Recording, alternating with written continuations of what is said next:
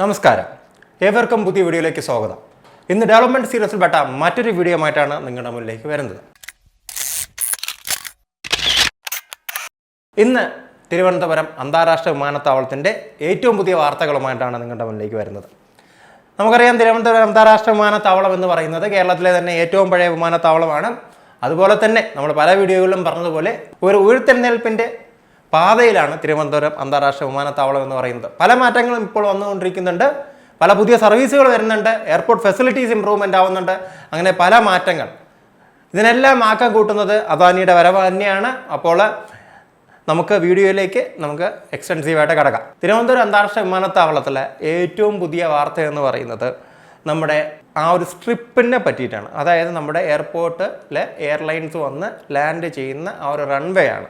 ഈ runway strip ഏകദേശം ഇപ്പോൾ വീതി കൂട്ടിക്കൊണ്ടിരിക്കുകയാണ്. അതായത് നമ്മുടെ 70 മീറ്ററിൽ നിന്ന് 110 മീറ്റർ ആക്കുകയാണ്. ഇത് നേരത്തെ തന്നെ നമ്മുടെ DGCA നമുക്ക് തിരുവനന്തപുരം എയർപോർട്ടിന് ഒരു അന്ത്യശാസനം നൽകിയിരുന്നു.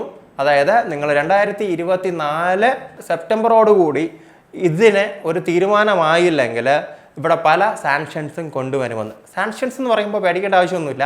നമുക്ക് വലിയ വിമാനങ്ങൾ ഇവിടെ ഇറക്കാനുള്ള ആ ഒരു റൈറ്റ് അങ്ങ് പോകും. നമുക്കിനി ഇവിടെ വലിയ വിമാനങ്ങൾ ഇത് റെക്ടിഫൈ ചെയ്യാതെ ഇറക്കാൻ സാധിക്കില്ല. അത് എയർപോർട്ടിനെ സംബന്ധിച്ചിടത്തോളം ഒരു വൻ തിരിച്ചടിയാണ്.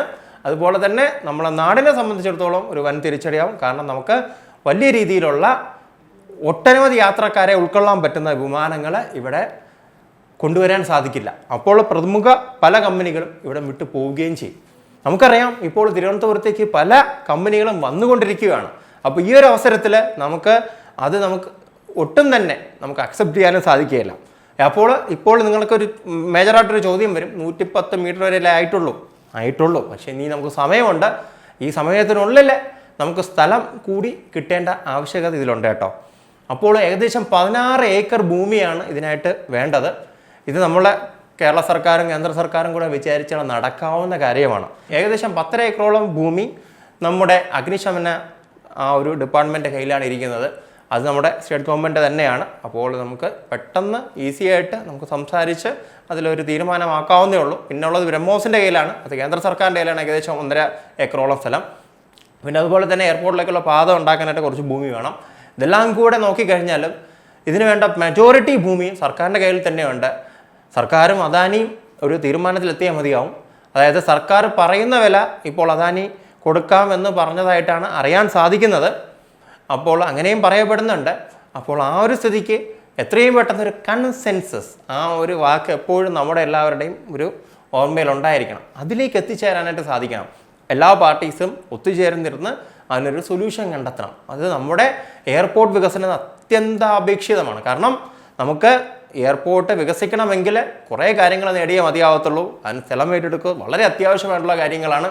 അപ്പോൾ ഇത് എത്രയും പെട്ടെന്ന് തന്നെ സ്ഥലം ഏറ്റെടുക്കൽ പ്രശ്നങ്ങൾ സോൾവ് ആവുമെന്ന് കരുതുന്നു. എല്ലാവരും, ജനപ്രതിനിധികളും അതോറിറ്റീസും അതുപോലെ തന്നെ നമ്മുടെ ബ്യൂറോക്രാറ്റ്സും എല്ലാവരും ഒരുമിച്ചിരുന്ന് അതിനൊരു പരിഹാരം കണ്ടെത്തണമെന്ന് ഈ വേളയിൽ ഞങ്ങളും അപേക്ഷിക്കുന്നു. ഇനി മറ്റ് പ്രധാനപ്പെട്ട ഒരു സംഗതി എന്ന് പറയുന്നത് തിരുവനന്തപുരം വിമാനത്താവളത്തിലേക്ക് മറ്റൊരു പുതിയ എയർലൈൻസ് കൂടി കടന്നു വരുന്നു എന്നതാണ്. മറ്റൊരു എയർലൈൻസ് എന്ന് പറയുന്നത് മലേഷ്യൻ ബേസ് ആയിട്ടുള്ള എയർ ഏഷ്യ ബെർഹാദാണ്. ആഴ്ചയിൽ 4 സർവീസാണ് ഇവർ നടത്താനായിട്ട് പോകുന്നത്.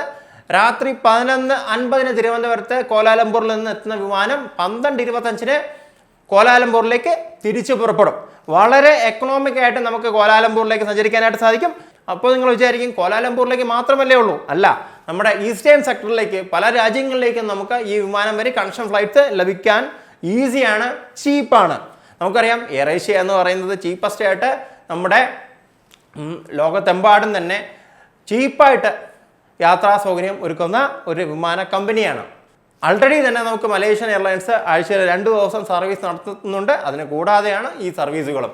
വിനോദയാത്രയ്ക്കും ബിസിനസ് ആവശ്യങ്ങൾക്കും പോകുന്ന എല്ലാവർക്കും ഇത് തീർച്ചയായിട്ടും ഉപകാരപ്പെടും. അതുപോലെ തന്നെ ഇപ്പോൾ മറ്റൊരു വാർത്ത കേൾക്കുന്നതെന്ന് പറഞ്ഞു കഴിഞ്ഞാൽ നമ്മുടെ ജൂൺ മുതൽ എത്തിഹാദ് അഡീഷണൽ ആയിട്ട് ആഴ്ചയിൽ 3 ദിവസം ഒരു സർവീസ് തുടങ്ങുന്നതാണ്. ഇപ്പോഴുള്ള സർവീസിന് പുറമേ ആയിരിക്കും അതെന്നും പറയപ്പെടുന്നുണ്ട്. അപ്പോൾ തിരുവനന്തപുരം എയർപോർട്ടിനെ സംബന്ധിച്ചിടത്തോളം വളരെയധികം പോസിറ്റീവായിട്ടുള്ള ന്യൂസുകളാണ് ഇപ്പോൾ വന്നുകൊണ്ടിരിക്കുന്നത്. ഈ പോസിറ്റീവ് ന്യൂസ് അങ്ങനെ തന്നെ നിലനിൽക്കട്ടെ. ഇനിയും ഒട്ടനവധി നമ്മുടെ എയർലൈനുകളും ഫെസിലിറ്റീസും നമ്മുടെ നാട്ടിലേക്ക് വരട്ടെ. പ്രശ്നങ്ങളെല്ലാം പെട്ടെന്ന് സോൾവ് ആവട്ടെ. മറ്റൊരു വീഡിയോയിൽ മറ്റൊരു വിഷയമായി വരുന്നവരെ ഞാൻ ഷിബു സാലിഹ, എന്നോടൊപ്പം പ്രണസ് രാജ് നിർത്തുന്നു. നന്ദി, നമസ്കാരം.